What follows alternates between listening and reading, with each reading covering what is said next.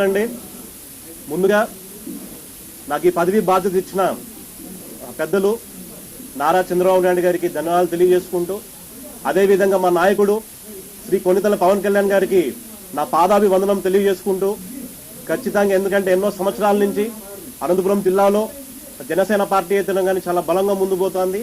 అందుకు తగినట్టుగా మా నాయకుడు మమ్మల్ని నమ్మి ఒక మంచి బాధ్యత ఇచ్చారండి. సో ఖచ్చితంగా నిరూపించి చూపిస్తాం.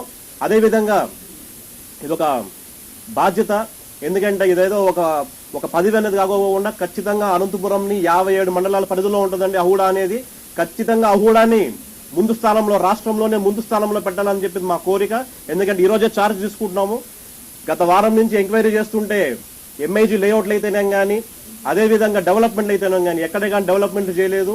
ఎంఐజీ లేఅవుట్లు అయితే 7 దాకా చేస్తే దాంట్లో కొన్ని ప్లాట్లను అమ్మినారు కానీ కస్టమర్స్ కి ఎక్కడ కానీ డెవలప్మెంట్ చేయలేదు. ఖచ్చితంగా అనంతపురం జిల్లాలో 57 మండలాల్లో అన్ని ఎంఐజీ లేఅవుట్లు పూర్తి చేస్తాం. అదేవిధంగా డెవలప్మెంట్స్ అనేది అహూడా డెవలప్మెంట్ అనేది అహూడాకే ఒక వన్యం తీసుకొస్తామని చెప్పేసి మీడియా మిత్రులందరికీ తెలియజేసుకుంటాం.